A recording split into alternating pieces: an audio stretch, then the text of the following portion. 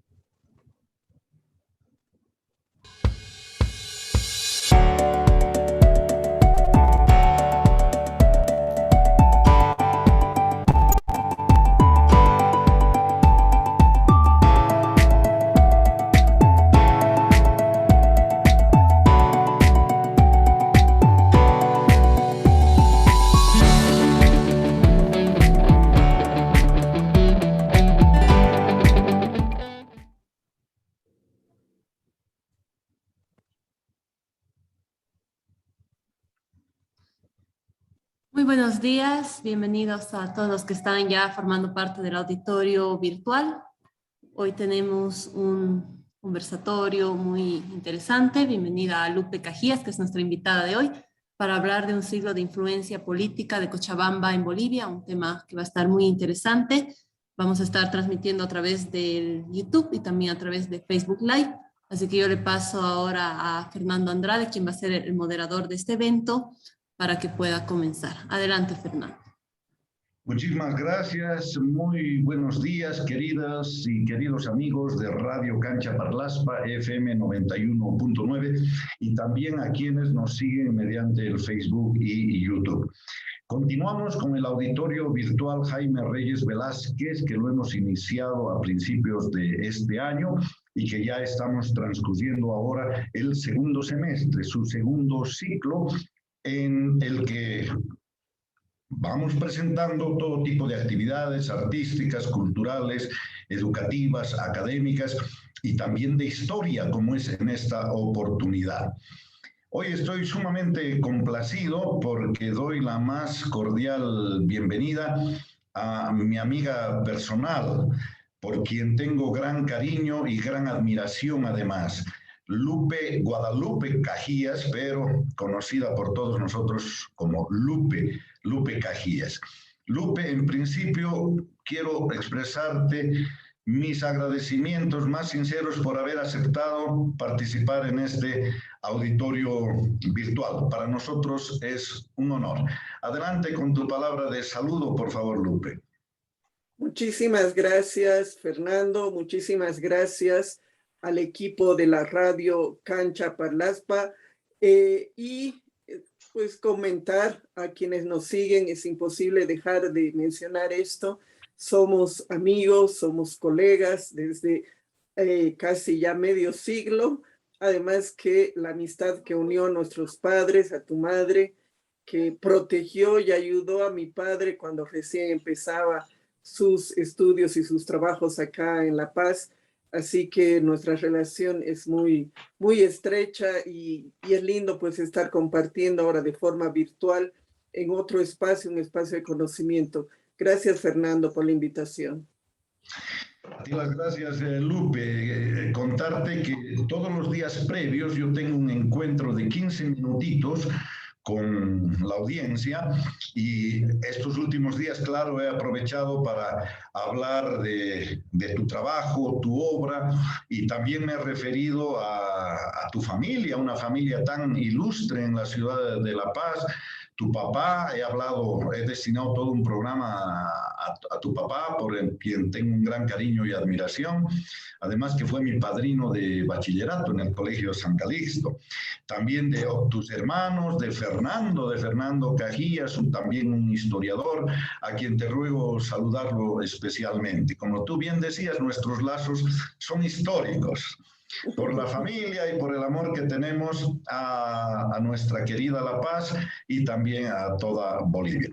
Bien, Lupe, para conocimiento de la audiencia, yo voy a contarles algo de la trayectoria de Lupe Cajías. Ella es licenciada en Comunicación Social en la Pontificia Universidad Javeriana de Bogotá. Estudió Historia en la Universidad Mayor de San Andrés y asistió a muchos cursos de capacitación en diferentes países. Es Paz presidenta de la Asociación de Periodistas de La Paz y docente en la Universidad Católica Boliviana, con materias como crónica y taller de actualidad. Además, columnista de casi todos los periódicos bolivianos, ¿no? Aparte de sus investigaciones históricas, hace también crítica literaria, y decíamos que la crítica literaria lamentablemente es una ausencia grande en nuestro país, y Lupe también cultiva este género. Pero su campo de mayor especialización es sobre historia contemporánea, concentrada especialmente en los años 40, a partir de los años 40, tanto en Bolivia como en América Latina. También cultiva mucho el género de las biografías, y desde la biografía es que compone todos sus aportes históricos y también literarios. Ha sido conferencista sobre muchos temas de historia, de comunicación en Bolivia, en América Latina. Es socia de la Asamblea Nacional de Aldeas SOS en Bolivia y permanentemente es invitada por gobiernos e instituciones de todas partes del mundo. Ha estado en Siria, ha estado en Turquía, ha estado en Bruselas, en Berlín, en fin, una gran trayectoria realmente, donde presenta pues donde está y presenta lo que hace Bolivia en historia y también en periodismo. Es autora de 15 libros, yo creo que hasta más, sobre medios de comunicación, biografías. Tiene una novela publicada y que ganó además el premio Guten Tag el año 1988. También autora de radioteatros, uno de ellos obtuvo una mención especial en un concurso de España. Bien, podríamos seguir hablando mucho sobre la trayectoria tan meritoria de esta profesional boliviana, cuya obra nos honra a todos realmente, querida Lupe, y por eso quería agradecerte y felicitarte. Hoy vamos a escuchar la ponencia sobre el tema Un siglo de influencia política de Cochabamba en Bolivia. Precisamente en septiembre, mes aniversario de Cochabamba, vamos a escuchar este aporte. Así que te dejo, Lupe, con el micrófono, la imagen, para que hagas tu presentación. Adelante, por favor. Muchísimas gracias nuevamente, Fernando, y a quienes han organizado. Lupe, por favor, si puedes, estamos con la cuenta en la que no se te ve. Tal vez si podemos prender la cámara. A ver, un momentito. ¿No ves la cámara aquí? Cuenta que tienes habilitado el micrófono, no. En la que está sin micrófono, sí. Hay que habilitar el micrófono de la otra, de Lupe Pérez. Ahí está. Este otro está con un sonido. Prefiero mantenerme, no hay con este micrófono, porque el otro tiene un sonido.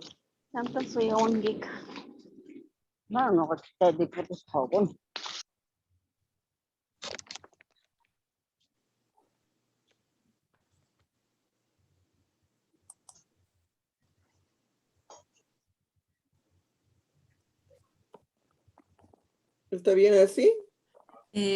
Ahí sí, ya te vemos. Ahora sí. Gracias. Bueno, sí, estoy con dos aparatos, aparte de tener el celular, porque siempre tenemos algunas dificultades de sonido.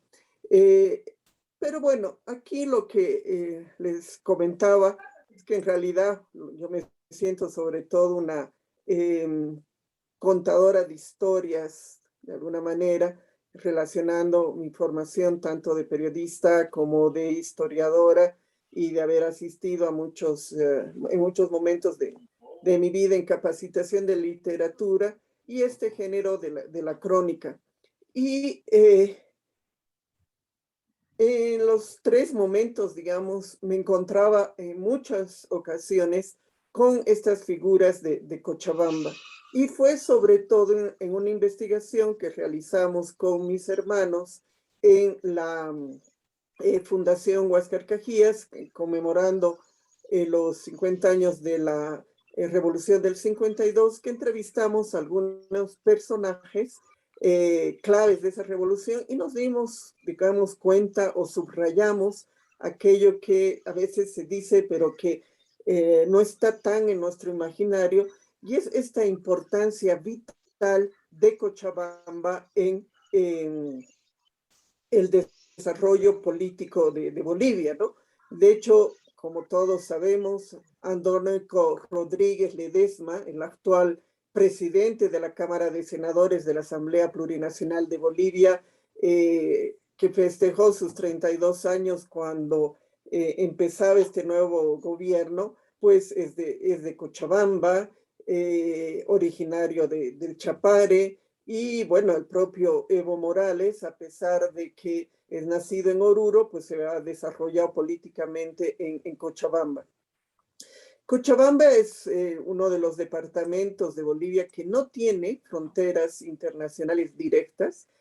Sin embargo, es y ha sido desde fines del siglo XIX un centro vital de desarrollo y de recepción de las ideas internacionales. De hecho, la famosa revolución universitaria de 1918 en Córdoba, en Argentina, pues donde va a encontrar el primer eco va a ser en Cochabamba, ¿no?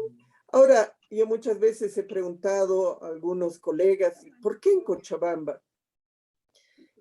Quizá, como reflexiona Gustavo Rodríguez, porque desde fines del siglo XIX, sobre todo con la inauguración del ferrocarril de Oruro hacia el Pacífico, es una de las regiones que sufre la crisis económica con la caída de las ventas de sus principales productos al occidente, concretamente a las minas, ¿no? Y que quizá también, como dicen, la clima, ¿no? Es un lugar tranquilo, sin mucho frío, sin mucho bochorno. Los hombres, sobre todo, podían reunirse, debatir ideas, había tiempo para la charla, para la tertulia. Y también es interesante que, bueno, había un grupo de familias emparentadas que te podrían decir un grupo de la oligarquía o de la élite, donde todos se conocían, pero que eran ilustrados, ¿no? O sea, no es solamente el tener dinero como ocurre en esta época, sino sobre todo el hecho de que eran personas ilustradas, personas que leían y siempre en Cochabamba ha existido una buena biblioteca pública y ha habido esta tendencia a la lectura, ¿no?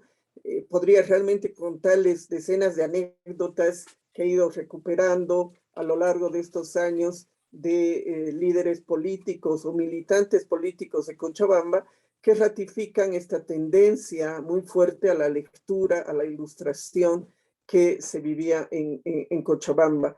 Y claro, no nos olvidemos también que el personaje más famoso de Bolivia, Simón Patiño, era nacido en Cochabamba, ¿no? Aunque forjado en Oruro, o sea, a la inversa justamente de Evo Morales, que es el otro boliviano más conocido fuera de nuestras fronteras. Por ejemplo, también las famosas logias que surgieron alrededor o después de la Guerra del Chaco como razón de patria, RADEPA era inicialmente conocida como el Grupo de Cochabamba, ¿no? Y Alberto Villaruel era cochabambino, y aunque la Revolución del 52 se va a desarrollar principalmente en La Paz y en Oruro, en esos días intensos de abril, pues es en Cochabamba donde va a tener su asiento más, digamos, más profundo, porque la reforma agraria es la que realmente va a cambiar a el país. Y bueno, no podríamos también hablar de muchos otros cochabambinos, poetas, escritores, la pionera de las luchas femeninas como Adela Zamudio, decenas de los que se van a desarrollar, sobre todo en la primera mitad del siglo XX, que eran de familias notables, aunque como les digo ya empobrecidas. Y hay que imaginarse que Cochabamba no era una ciudad, no era una urbe muy grande, entonces es como si ahora ciudades intermedias, como conocemos ahora, estuviesen produciendo esta cantidad de gente que pensaba. Entonces, entre los nombres notables está obviamente José Antonio Arce, sobre el cual se han escrito también varias biografías, y que, como dice Valentina Besia, nació en 1904 en una tranquila y soñolienta Cochabamba, ¿no? Y en un ambiente, señala este historiador, donde los jóvenes pues jugaban, se conocieron, debatían, todos juntos, o sea, era de una familia de rancio apellido, dice Avesia, pero con cortos recursos, muy representativo de lo que les decía anteriormente. Su padre estaba vinculado con trabajos agrícolas y mineros, pero con poca fortuna, y él había vivido en la ruralidad, ¿no? En Ayopaya. Esto también es una característica muy interesante de la mayoría de estos pensadores, mucha relación con el campo. Y a pesar de esa pobreza material, y esto lo subrayo, porque realmente hay que notar y hay que respaldar todo eso que fue esta época de ilustrados, ¿no? No había dinero para las modas o para el derroche, y los ahorros se gastaban en acceso a los libros que no eran baratos y a la cultura, ¿no? El propio Arce se autodefinía como parte de una raza hispano-quechua, y que bueno, que era un poco fruto de las mezclas que se habían dado muchísimo entre primos hermanos. Arce era a la vez descendiente del patriota Esteban Arce, primo hermano del dirigente del MNR Walter Guevara Arce, casado con otra mujer de tronco familiar famoso en Cochabamba, los Anaya, y bueno, su sobrino Roberto Arce, que es otro historiador, también se ha encargado de recoger muchas anécdotas sobre José Antonio Arce. Es interesante también hablar de Augusto Céspedes Pazzi, que también nace en 1904, va a llegar a La Paz desde Cochabamba, junto con Augusto Guzmán, Carlos Montenegro, que igual están emparentados, igual que Walter Montenegro, que va a ser diplomático, y que van a reunirse con Hernando Siles y van a generar esta gran corriente que va a durar prácticamente durante todo el siglo XX del nacionalismo. Y hay algo que a veces aparece en algunas de estas biografías, pero que no se conoce normalmente, que es la generación novecentista, ¿no?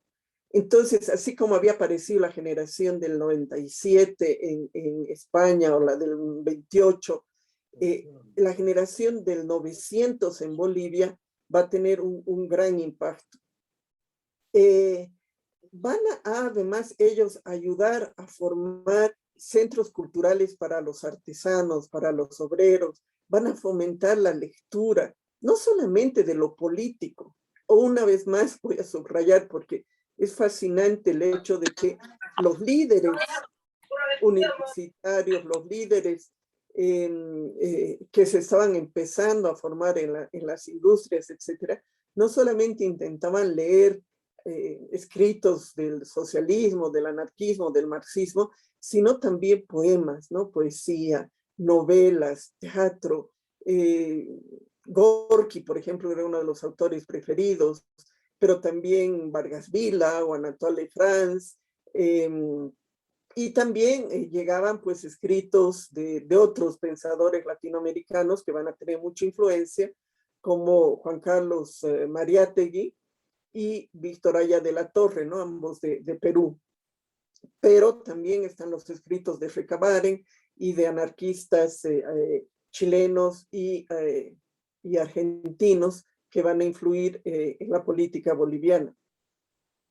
De hecho, el primer congreso universitario en 1928 se va a realizar en Cochabamba y va a estar inspirado, como decía al inicio, en las ideas autonomistas que se habían desarrollado en Córdoba, en la Argentina, y va a ser pues la base para la fundación de la Federación Universitaria de Bolivia, la FUP, que luego se va a convertir en las FULES y finalmente reunidas en la CUP. Ahora tan desprestigiadas estas organizaciones, ¿no? Tan decaídas, hemos conocido aquí en La Paz dirigentes que han estado 12 años, ¿no? Aplazados varias veces, corrupción, mal uso de fondos, etcétera, muy lejos de lo que fueron los embriones de estas entidades, donde participaban dirigentes de diferentes pensamientos, pero con este énfasis en el conocimiento, en el compromiso, en la honestidad y también en esto de intentar fortalecer una nueva visión hacia el país, una visión desde la región para la nación, que tanta falta nos haría ahora. Ricardo Anaya Arce, otro famoso dirigente inicialmente del PIR, luego de los comunistas, señalaba que esta reunión universitaria fue como el primer planteamiento sistemático, ¿no? De la necesidad de efectuar un cambio histórico profundo en la estructura económica, social, cultural de Bolivia. Y entonces empezaban por el centro del conocimiento, del pensamiento, que eran las universidades. También Arce, miren, con solamente 17 años, fundó y dirigió el Instituto Superior de Artesanos de Cochabamba, y también colaboró con la revista anarquista Arte y Trabajo, dirigida por Cesario Capriles, otro cochabambino, nacido el 80, que va a morir de una forma misteriosa, ¿no? Se va a entrar al bosque, digamos, a la selva. Pero esta revista Arte y Trabajo va a abrir las puertas a decenas de jóvenes cochabambinos que desde ahí también van a influir al resto del país.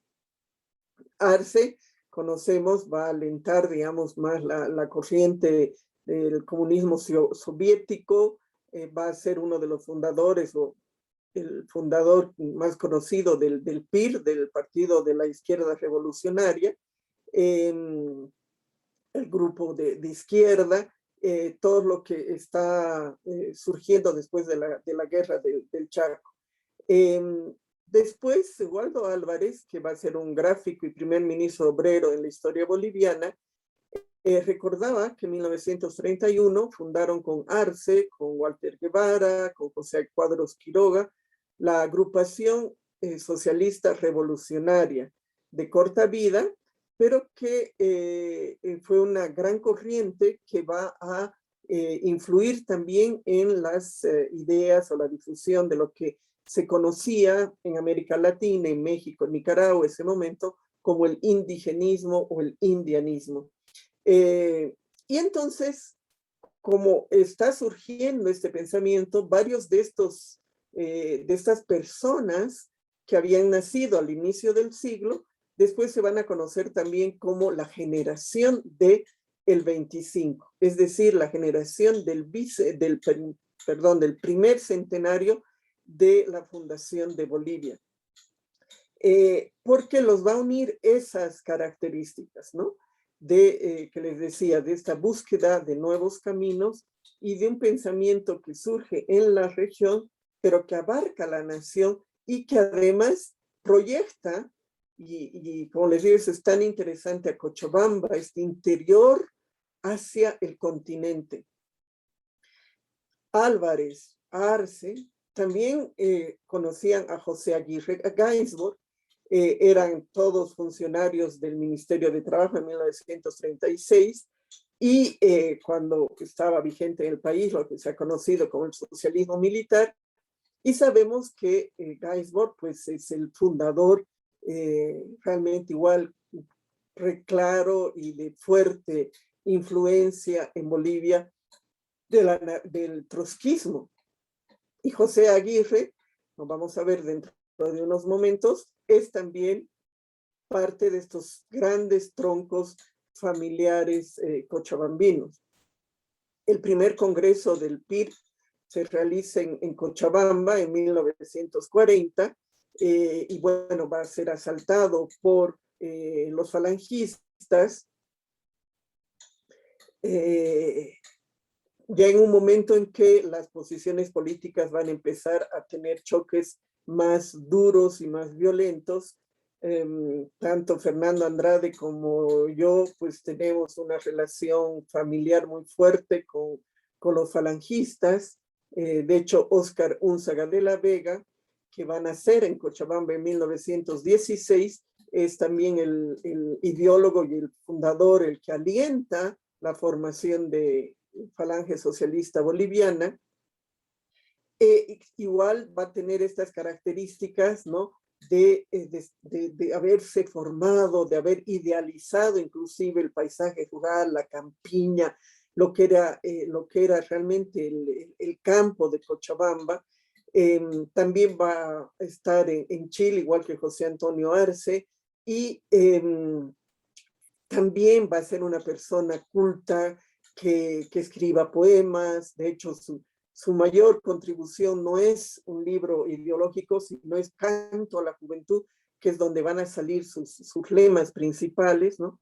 También como Arce va a ser de parte de una familia muy culta, pero empobrecida, igualmente delgado, ¿no?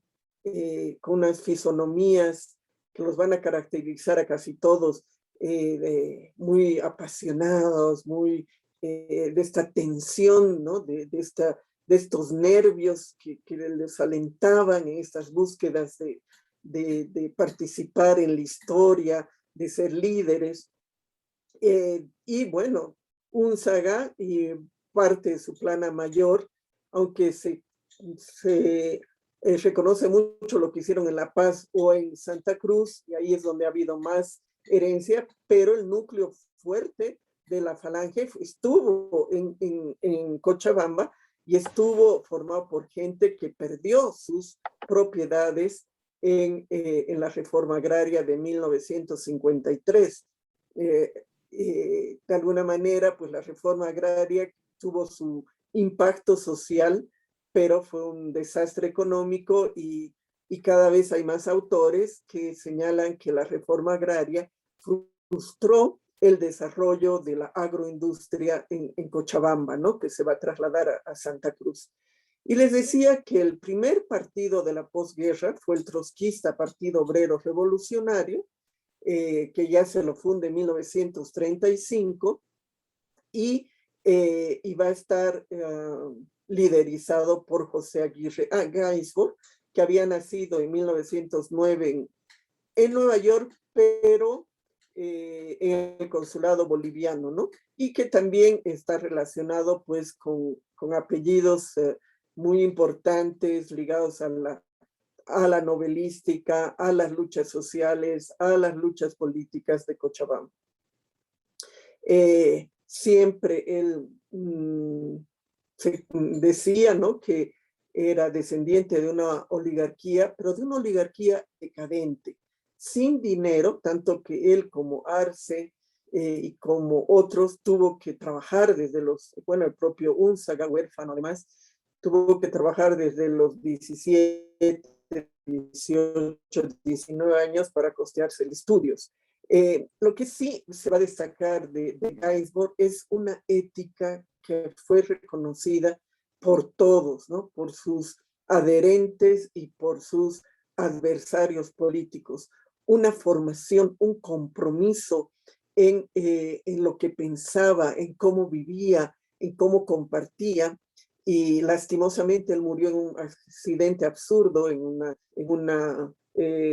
¿cómo se llaman? En estos juegos como las montañas rusas, pero había un nombre especial donde él va a estar y hay un accidente ahí en San Francisco y muere absurdamente en 1938 sin haberse podido desarrollar como se esperaba, aunque va a sentar con tanta fuerza el trotskismo en Bolivia que se va a reflejar sus ideas en la tesis de Pulacayo y también en la presencia del trotskismo en el movimiento obrero boliviano como en ningún otro lugar del mundo, salvo Sri Lanka, ¿no? Son los dos países donde el trotskismo realmente incluso llegó a tener opciones de poder. Y Aguirre Gainsbourg convocaba la proletarización de los estudiantes, ¿no? A vincularse con los obreros, a vincularse con los trabajadores. Y también es muy interesante conocer cómo se relacionaban familiarmente, por ejemplo, Yolanda Céspedes, a la que entrevistamos, ya anciana, era la viuda de Carlos Montenegro y ella era hermana del Chueco Céspedes, ¿no? Entonces, que era a la vez cuñada de Armando Arce, amiga de José Antonio Arce, de Ricardo Anaya, de José Aguirre Gainsbourg, de Óscar Unzaga de la Vega, y muy cercana a Carmela Cerruto, que fue la primera esposa de Víctor Paz Estenssoro. Entonces dice, bueno, nuestros padres, Pablo Céspedes, que es a la vez relacionado con Max Céspedes, tan importante figura en Cochabamba, y Rodolfo Montenegro, eran liberales, eran escritores, compartían con Adela Zamudio, con Max Céspedes, y casi convivían cerca en un barrio. Entonces, en las tardes pasaban de una casa a la otra. Su hermana Marina le hablaba de Carlos Montenegro y esta hermana Marina a la vez se va a casar con Charles Guedes, que es el famoso biógrafo de Simón Patiño, ¿no? Miren ustedes qué curioso, o sea, Céspedes es el que va a denunciarlo, va a hacer esta novela Sangre de Mestizos y va a hablar bueno, va a ser el que más propague el tema de los varones del estaño, de los chupasangres, y al mismo tiempo su cuñado es el que va a escribir la biografía que muestra que Patiño, por una parte, era un explotador, pero por la otra parte había rescatado las minas que están en territorio boliviano de los grandes consorcios chilenos.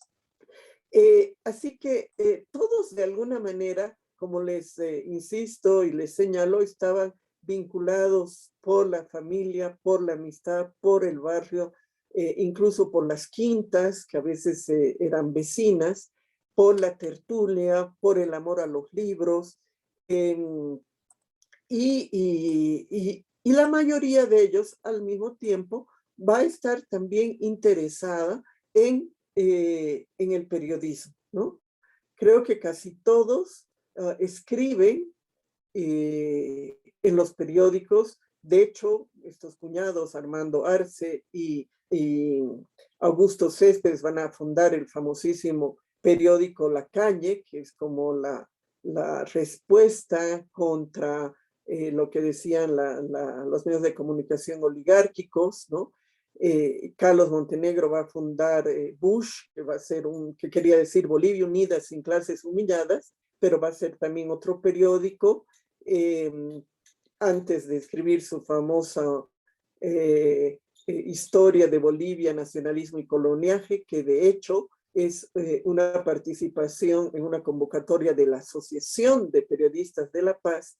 Y entonces vemos cómo desde Cochabamba se va a hacer, digamos, la difusión del nacionalismo y de las ideas políticas, ideológicas que están presentes en el país a lo largo del siglo XX y con repercusiones hasta nuestros días. Ya no quiero extenderme más, pero solamente recordar que también pues lo que hemos vivido después, la fundación del MIR hace 50 años, con sus líderes Jaime Paz Zamora, Antonio Araníbar, Chichi Ríos Dalens,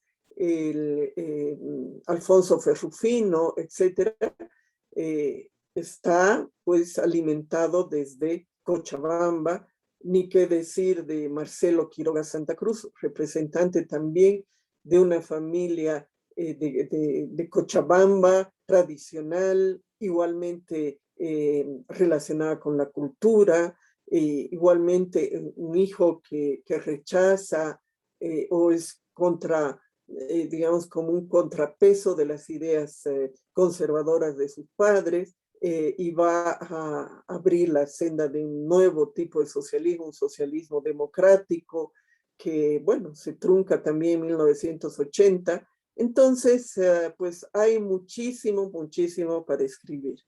Recordar que los propios pampinos, aquellos que retornan de las salitreras y que van a llegar a Bolivia alrededor de 1910 hasta 1914, después de la masacre de Santa María de Iquique en Iquique, esta famosa masacre en los antiguos territorios bolivianos y peruanos, son los que van a traer y van a sembrar la formación de las organizaciones mineras que al mismo tiempo cruzan todo el siglo XX.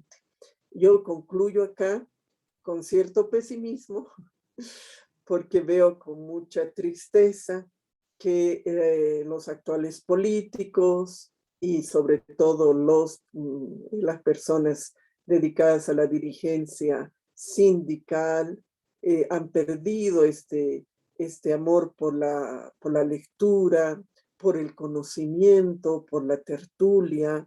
Es muy difícil ya volver a encontrar el político ilustrado y sobre todo el proletariado ilustrado, cuyo último quizás representante más notable fue Filemón Escobar, justamente alguien que nació en el norte de Potosí, pero que murió y pasó sus últimos días en Cochabamba. Muchísimas gracias por su atención y bueno, espero si quieren hacer algunos comentarios o ampliar algunos datos.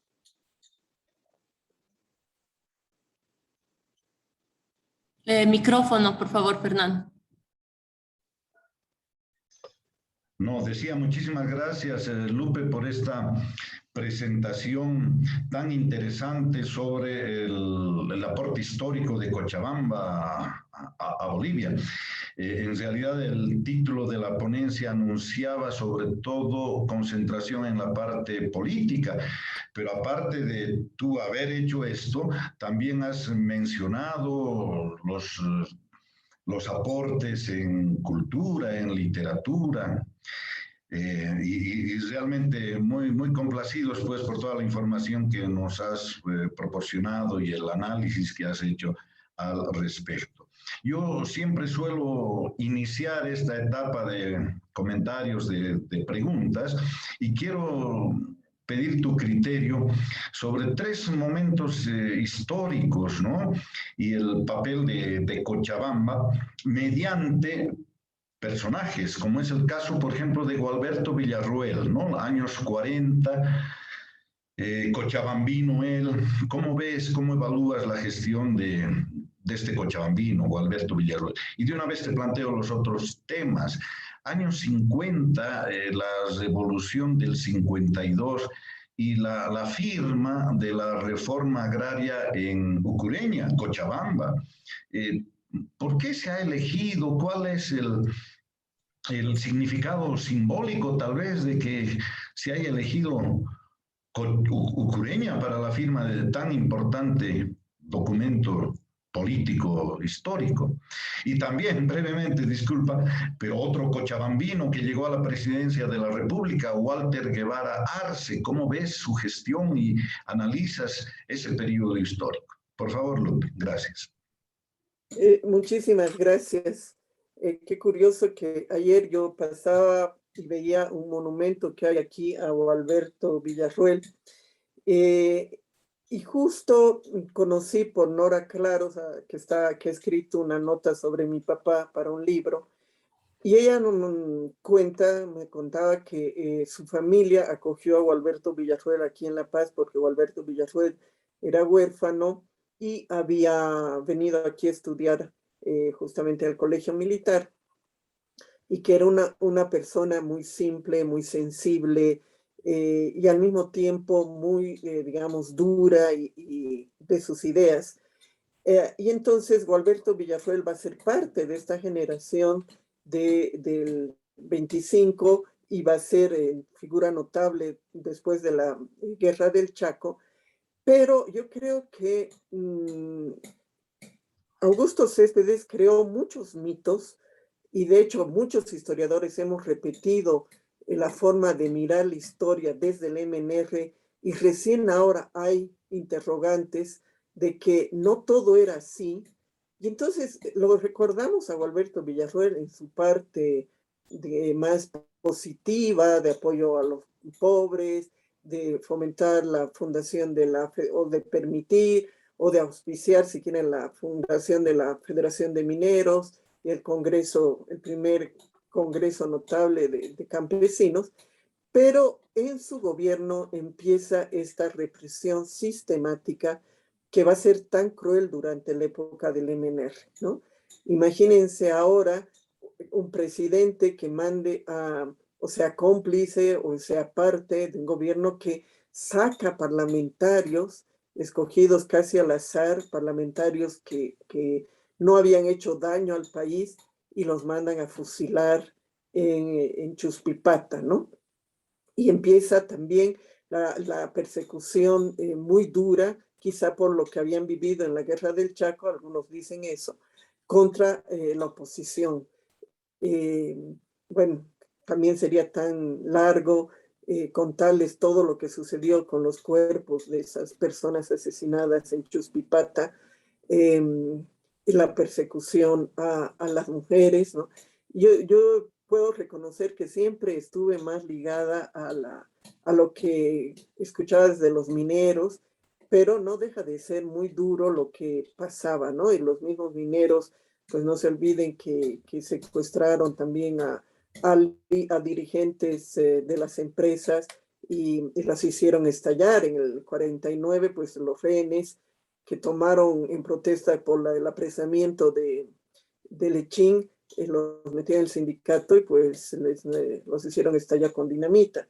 Y entonces esa es la parte que yo creo no hemos examinado, no ha habido un examen de la sociedad boliviana para darnos cuenta de esta crueldad que ha sido el gobierno del MNR, los gobiernos del MNR desde Villarroel, y pasa extensor al cual se le nombra avenidas, se le hacen monumentos, se le dice el gran estadística, pero fue él también el auspiciador de los campos de concentración, ideas que habían traído republicanos españoles, como el propio Lynch, ¿no? Aquí no había eso de campos de concentración, viene desde el nazismo y el fascismo, pero también la dureza del comunismo, que hasta ahora no se evalúa, que el estalinismo mató más que la propia Segunda Guerra Mundial, y que eso va a significar pues el destrozar familias enteras en el territorio boliviano.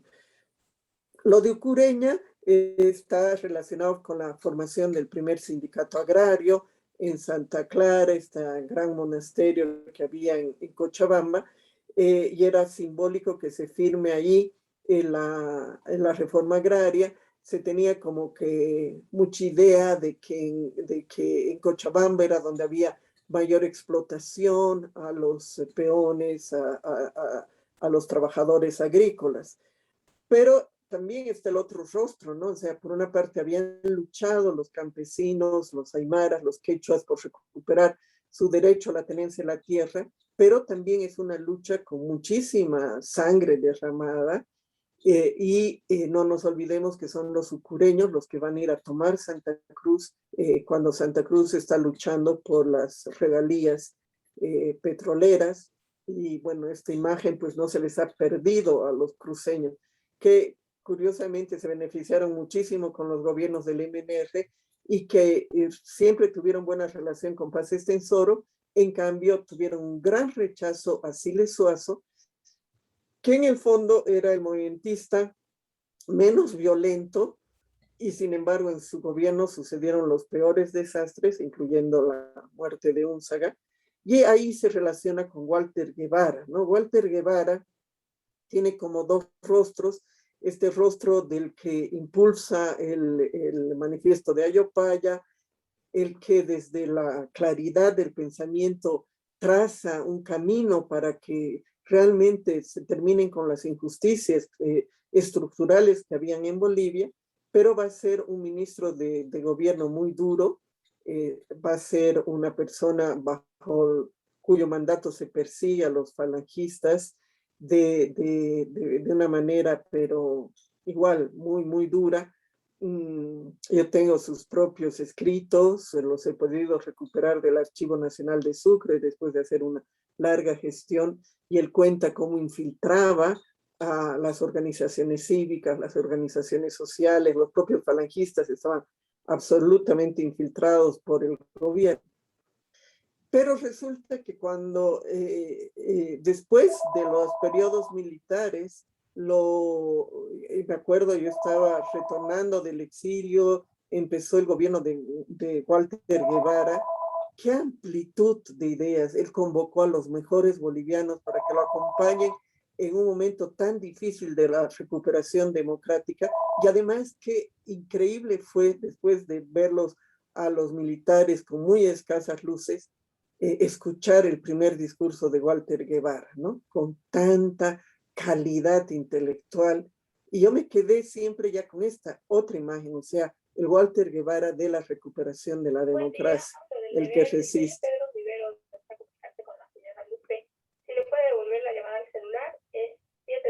Así que eso es. Unos ratitos se está cruzando alguna llamada, si pueden controlar ese micrófono, por favor. Sí, ahora sí. Perdón, Lupe, continúa. Eso era, ¿no? Esa es la figura de Walter Guevara. Espero que me hayan escuchado lo suficiente. Sí, sí, sí, todo muy bien, muchas gracias. Bueno, vamos a María José, al estudio central de Cancha Parlaspa, para que abra algunos comentarios, preguntas. Adelante, María José. Sí, no sé si hay algunas personas que quieran también participar, hacer algún comentario, tal vez alguna pregunta, pueden hacerlo en este momento, de las personas que están participando en nuestra sala de Zoom.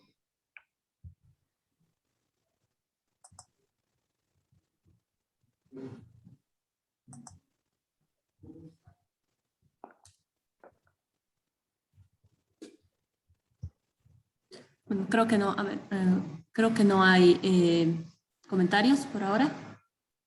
Yo voy a hacerle una pregunta también a Lupe, un momentito, voy a revisar.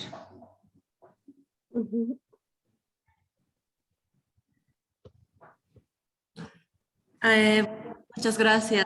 A mí me gustaría también, tú nos has hecho todo un recorrido por las ha tenido Cochabamba, personalidades, hablabas mucho también de de la base del conocimiento, ¿no? En la formación de aquellos personajes que han hecho la historia, la cual ahora no tenemos, decías tú, con pesimismo, ¿no? ¿Cuáles serían las consecuencias a largo plazo de que no volvamos a tener ese tipo de políticos ilustrados o con ese conocimiento, intelectuales que participen de la política? ¿Cuáles serían las consecuencias que vamos a sufrir o de pronto ya las estamos viviendo, ¿no?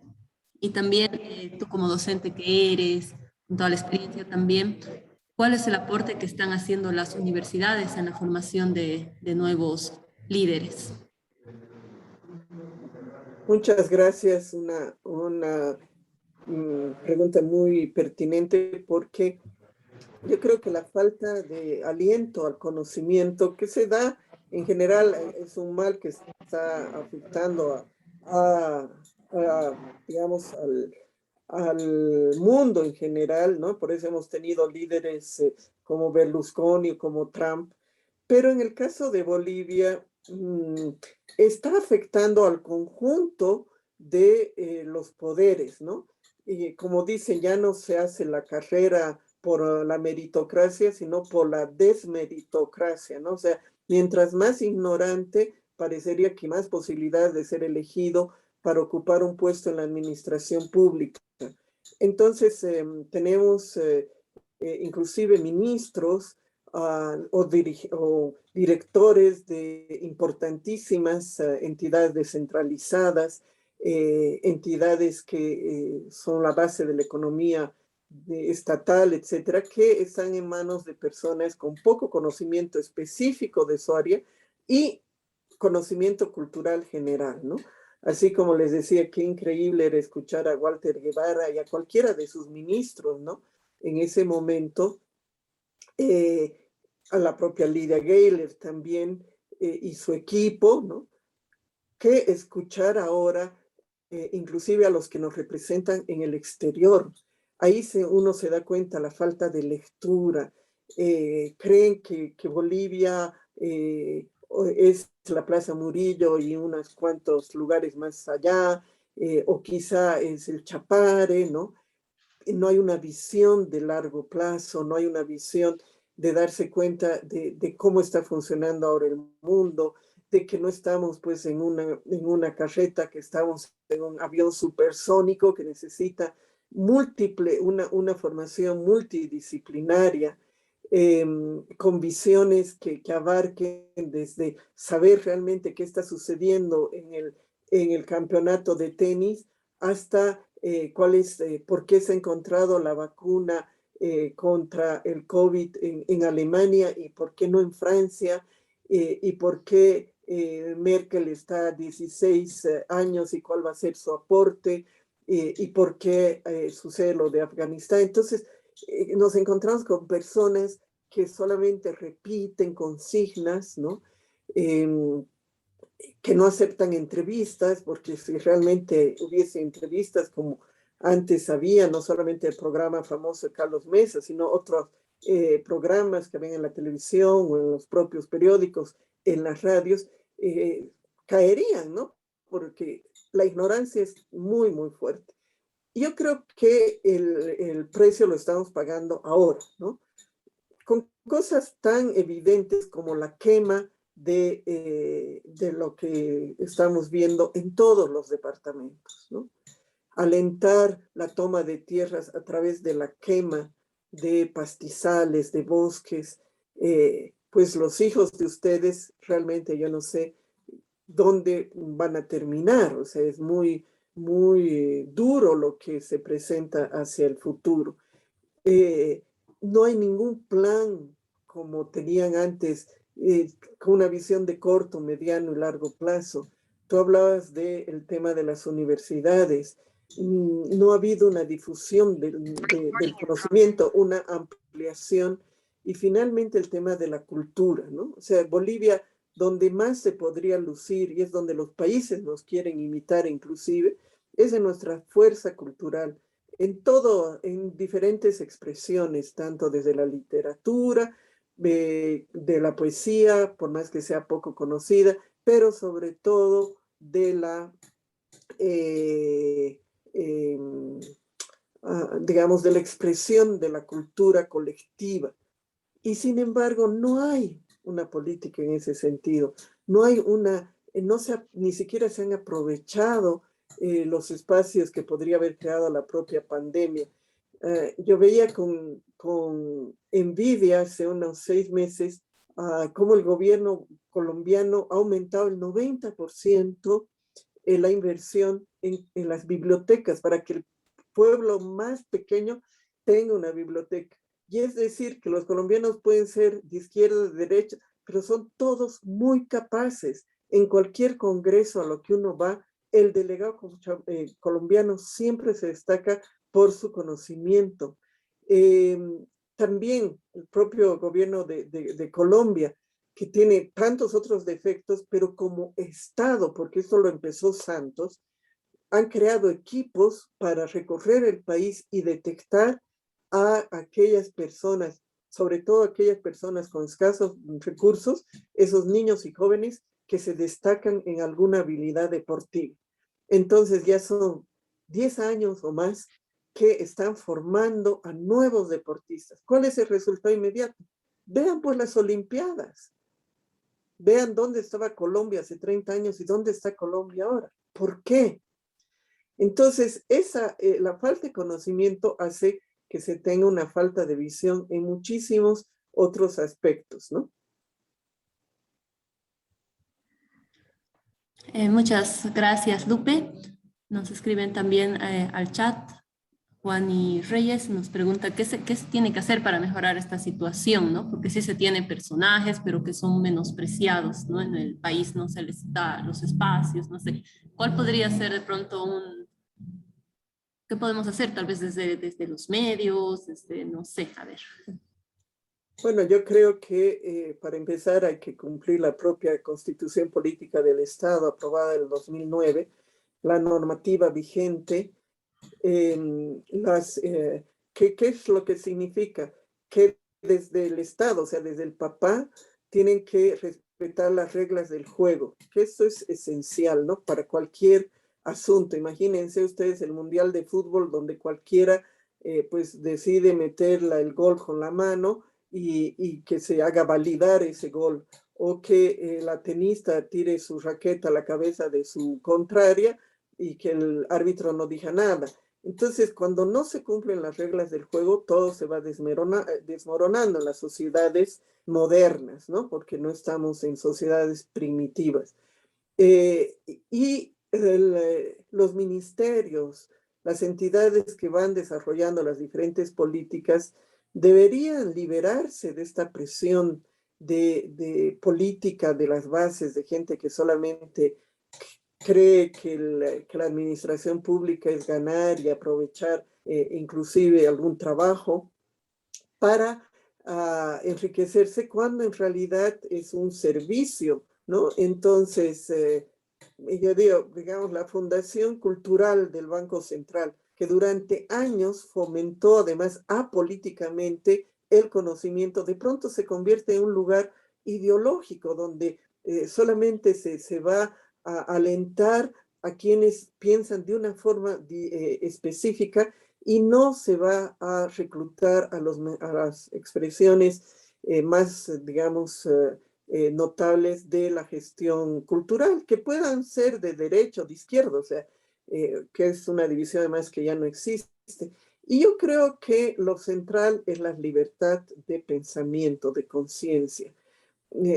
Hace poco en una entrevista con El Deber yo decía que el mundo ahora se divide en dos. Aquellos gobiernos, naciones que alientan la libertad de pensamiento, la libertad de prensa, la libertad de expresión, y aquellos países como Rusia, China, Venezuela, Nicaragua, que controlan y propagandizan desde los libros de lectura en la primaria hasta los medios de comunicación, y entonces no permiten que el ser humano desarrolle sus mayores calidades.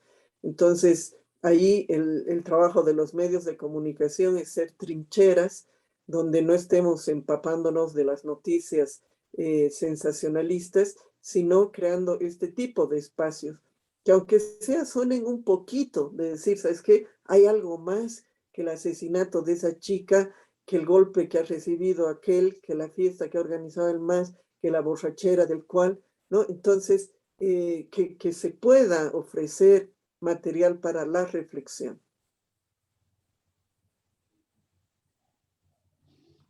Muy bien, Lupe, María José, ya estamos sobre la hora, vamos a ir terminando, pero yo quiero hacer una última consulta a Lupe en este análisis histórico que estamos haciendo sobre el aporte de Cochabamba a la historia nacional y que nos refinamos un poquito al federalismo. ¿Qué se puede rescatar respecto al pensamiento y actividad de Cochabamba respecto a los planteamientos federalistas, Lupe? Bueno, como también conocemos, los primeros en alentar el federalismo fueron los delegados a la constituyente de 1880 que venían de Cochabamba. Y saben que estas ideas pues fueron asumidas por el Partido Liberal y liderado por un notable paceño, ¿no? Pando, y va a ganar esta fracción política, la llamada justamente Guerra Federal, en un momento en que además había toda una idea ya desde Santa Cruz también, ¿no? Con Ibáñez, en fin, de un cambio en la forma unitaria como se dirigía el país. Sin embargo, Pando es el primero, y a los pocos días de su victoria, que se da cuenta que Bolivia es tan débil que el federalismo podría hundir. Y entonces, a pesar que la Junta Revolucionaria Paceña ya había declarado el federalismo y la paz, y la paz tenía muchas condiciones para desarrollarse por sí misma, Pando les dice que saquen y es contrario al primer pronunciamiento de la Junta, presidida por Fernando Huachaña, y habla de la necesidad de superar y de más bien establecer las relaciones que se habían entorpecido con Chuquisaca, etc. Lo mismo va a pasar en los grandes partidos. O sea, el MNR se da cuenta que también, digamos, hay que fortalecer el Estado, porque en Bolivia se dice que de alguna manera es una lucha entre débiles, ¿no? O sea, nuestra propia oligarquía, entre comillas, nuestras propias élites eran débiles, no eran imposibles de comparar con las que se desarrollaban en un país como Perú, que era parecido al nuestro, o incluso en el propio Paraguay, ni qué decir Argentina, o Brasil, donde habían sistemas federales. Y al contrario de lo que sucede en España, por ejemplo, entre Cataluña y el País Vasco, donde han sido las fuerzas de esta izquierda tradicional las que han alentado sistemas autonómicos, la izquierda boliviana, por esta misma idea de que se debilitaría el Estado, no así favorable al federalismo ni a la autonomía. Finalmente termino y con esto me despido, volver a la constitución política, lo que sí ya se había logrado, la participación popular, la descentralización, que además fomentaba este poder popular, este poder local tan cercano a la población y reconoce a Bolivia como un país unitario, pero con autonomías, pero lo que hemos hecho es un camino, o lo que han hecho los gobernantes, totalmente contrario. Y en contra eso sí estoy. Este nuevo centralismo que decide lo que va a pasar en el último rincón del país desde la visión del Palacio Quemado o la mal llamada Casa del Pueblo. Y eso sí es un retroceso y es un tema, querido Fernando, para mucho debate. Muchísimas gracias por su atención. Bueno, un buen viernes, un buen fin de semana para todos ustedes. Los agradecidos somos nosotros, querida Lupe, por una información tan valiosa que nos has proporcionado, el análisis histórico, realmente siempre tan necesario. Tuvimos aquí también en nuestro auditorio la presencia de otro historiador, de Juan José Toro, y ahí decíamos que la historia a veces no es lo suficientemente valorada en nuestro país, sin ir lejos, que casi no hay carreras de historia en nuestras universidades. Y quien no aprende de la historia, dice aquella idea, está condenado a repetir los errores. Muchísimas gracias por todo el análisis que nos has hecho. Reitero que para este auditorio virtual es un honor contar con la presencia tuya, que esperamos y hacemos votos se mantenga. Cancha Parlaspa siempre está en este tipo de actividades y ahora con las nuevas tecnologías, pues va a ser más fácil mantener un contacto permanente con una personalidad tan distinguida como Lupe Cajías. Recordar a los amigos y amigas que todo lo que hacemos en el auditorio virtual se almacena tanto en el Facebook de la radio como en el YouTube de la radio.